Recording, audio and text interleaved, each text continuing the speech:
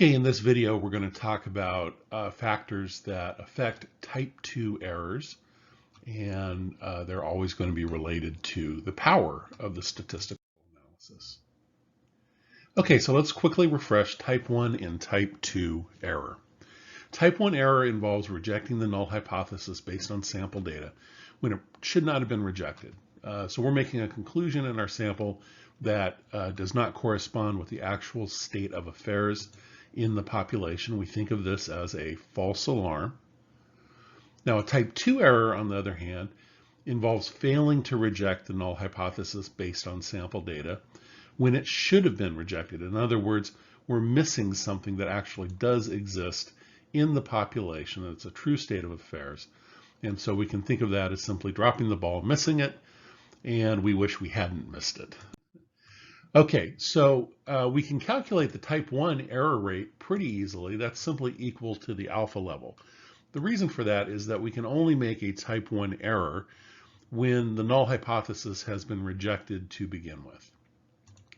Now, type 2 error is a little bit more complicated to calculate, and it's not simply 1 minus the alpha level. You would think that that would be the case just off the top of your head, but if you think about it, if the alpha level is set to 0.05, then 1 minus 0.05 is 0.95. And it can't be the case that 95% of the time when we run analyses, we're going to make a type 2 error. If it were that case, then we just shouldn't be doing statistics to begin with. So we need to take into account the power of the research design and the analysis when we're thinking about type 2 error and making its computation. So let's talk about power first. What is power? We can think of this as sort of a metal detector analogy. And there's a trade-off between false alarms, or what we call type 1 errors, and misses, or type 2 errors. Okay? So our power is really the ability to correctly detect something of interest, right? And if we use the idea of a metal detector analogy, let's just ask the question, what factors increase the likelihood of, say, missing a watch in the sand with a metal detector? Let's say we're out at the beach and we're looking for watches that we can then clean up and turn around and maybe sell. And so we need to find these things. They're usually a few inches under the sand. So what factors would affect our ability to detect those watches? Okay, well, we can adjust the gain setting on the metal detector, right? And that's essentially the sensitivity of the metal detector for actually finding the watches. We can turn it up or down, and that'll make it more or less likely that we would detect something under the sand. Now, the problem is when you turn the gain setting up, you're going to detect a lot of things, maybe a lot of garbage and stuff like that. So it's not just watches. And when you turn the gain setting down, it gets harder to detect things under the sand, but it will detect the biggest things. So that may not be a bad idea to turn the gain setting down. Well, there's other things too, right? There could be background noise. We have lots of waves. Maybe we don't hear the signal from our metal detector. There could be tin foil scraps in the sand that set our metal detector off. It's hot. We may become inattentive. Our search strategy may not be the best. We may not pick the best areas of the beach to actually search. You know, the type of watch matters too, right? A lot of these bands now are made of silicon, and they may not be detected by the metal detector. And then the overall quality and reliability of our metal detector. Not all metal detectors are made with the same care and attention, so that would matter as well. So all of these factors come into play in terms of our ability to detect what's underneath the sand. Okay, and so power has to take in a number of factors. Okay, so let's think about power in statistical analysis. And we can think of it as the degree to which a statistical test can detect a relationship in the population that actually exists. And that's equivalent to saying the degree to which a statistical test correctly rejects a false null hypothesis, right? Which is a mouthful, and you might have to read that a couple of times to understand it, but it's the degree to which a statistical test makes a correct decision to reject the null hypothesis when we should reject it. So the type 2 error rate is defined as beta. That's the statistical notation for it. And a lot goes into calculating beta.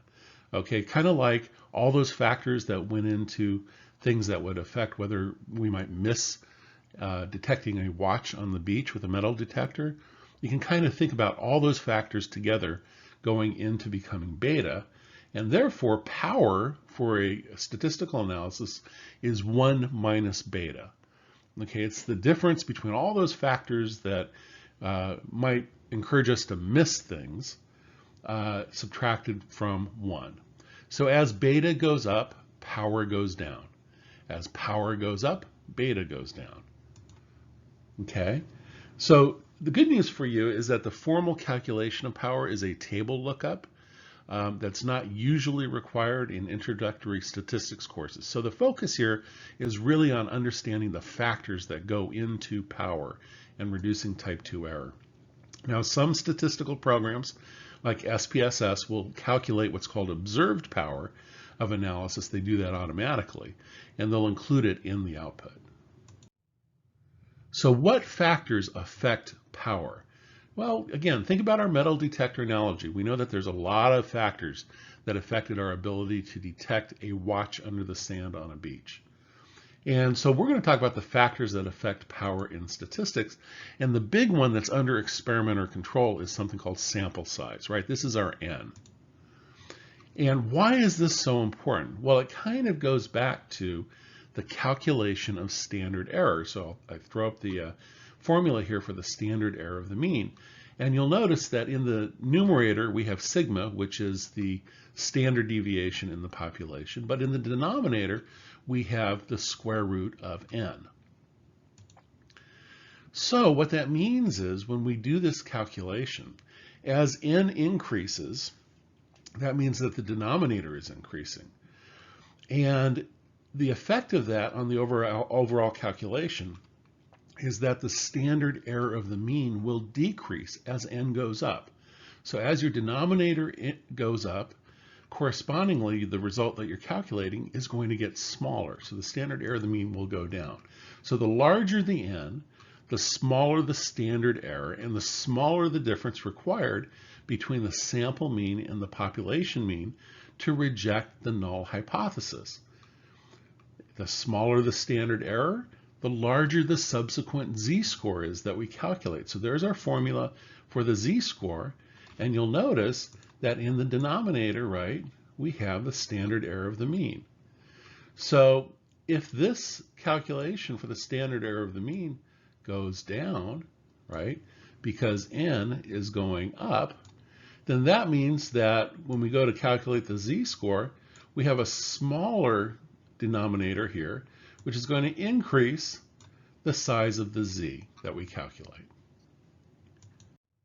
Other factors affecting power. Well, a couple of obvious ones, and again, analogous to our metal detector analogy earlier in the slides, measurement quality. We want measures that are reliable, and we want measures that are valid. In other words, they consistently measure whatever it is that they're measuring, and they're actually measuring what it is they intend to measure.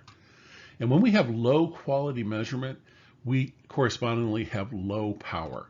So it should be sort of common sense that if we're trying to detect something, we better have measures that are good at measuring what it is that we are trying to detect.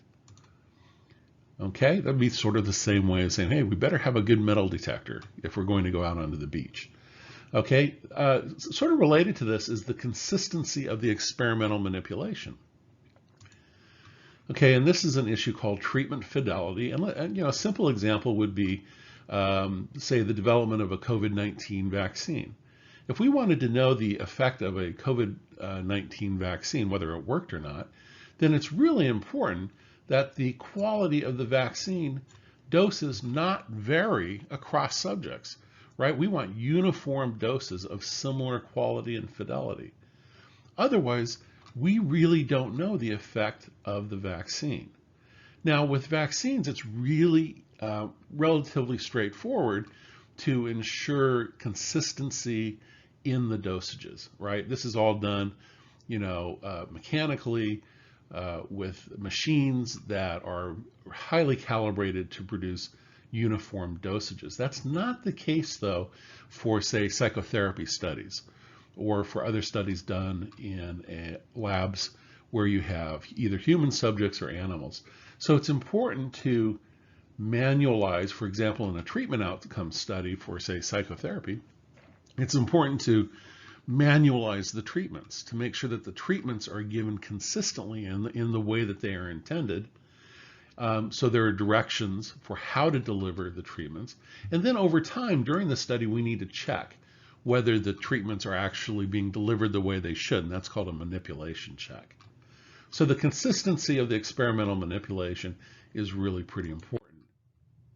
Other factors affecting power? Well, the variability of scores in the population. And the more scores vary in the population, the harder it's going to be to reject the null hypothesis, right? Typically, we'll need larger sample sizes. Now, think about it this way. If you're studying the treatment effects of a new psychotherapy for depression, and you decide you want to do that, but you're using a population that comes from substance use facilities, what that means is you're contending not just with individuals who are depressed, but they also have substance use problems. So their reactions to a treatment will really vary pretty widely depending on the degree to which perhaps they are still abusing substances. Okay, so what does that mean in terms of the calculation of our standard error of the mean? Well, if you're getting a wide range of scores, that are measuring outcomes to treatment in the calculation of standard error, that's going to increase sigma, right? That increases the size of the numerator. So in the population, if you have a mixed population of individuals with depression and substance use, you can expect wider standard deviations. And if you get bigger standard deviations, that's going to result in a larger standard error of the mean. So when you go to calculate the z-score in the next step, right, you're going to have a larger standard error, which makes your z-score smaller. So what's the solution? Is you would like to have a homogeneous sample of participants, right? And so, for example, if we were looking at a treatment for depression, rather than including individuals with a substance use problem, we'd like to have participants who only have depression. And we can do this by using what are called inclusion and exclusion criteria. Now, in experimental studies with animals, that might involve, only including rats of a particularly known strain, okay, so that you minimize genetic variation. In clinical studies, that might involve clinical participants without any comorbid disorders such as substance use. And so there really is kind of a trade-off here. By making our participants more homogeneous, more like each other, we're going to increase power. The trade-off, though, is that we tend to decrease real-world generalization, because it might be the case that in the real world, and it often is, individuals who are depressed have a whole bunch of other problems as well. They're not simply just depressed. One of those other problems is substance use. Okay, so the trade-off is, yeah, from an experimental standpoint, we increase power, but we may be decreasing the degree to which we can generalize our results as being applicable in the real world. The other factors that affect power include the alpha level. So more conservative alpha levels tend to increase type 2 error rates. For example, if we had an alpha level set at 0.01, making it harder to reject the null means it's easier to miss something, right? And more liberal alpha levels tend to decrease the type 2 error rates. And we saw this in a previous video, but what to pay attention to is when alpha, say, for example, is 0.05, the region of rejection is defined by the amount of area that is unshaded here in the tails. Now, if I make this alpha level, if I make the alpha level larger, right, meaning that we have a more liberal level, look what happens to the size of the region of rejection. It gets bigger. That means it's easier to reject the null hypothesis, right? So this, when you have a situation like this, when you increase the alpha level to 0.10, the chance that you're going to miss something decreases, right? The chance of making a type 2 error decreases. Correspondingly, the chance of making a type 1 error increases because there's the trade-off there, especially when you're, adjusting alpha. Okay, so here's the good news about power. There are some relatively simple rules that you can keep in mind to increase power. Okay, and researchers think of these all the time as they're designing studies. First of all, large n's. Okay, we would like to have larger sample sizes for each condition in an experiment. Ideally, 35 to 40 per condition tends to minimize sampling error, and it kind of plateaus after that point. So larger n's increase power. We need to use reliable and valid measures, right? We need to be measuring correctly what we intend to measure. We need to do that consistently. We need to create rigorous inclusion and exclusion criteria for studies. That's especially true of clinical studies and controlled studies looking at new treatment interventions.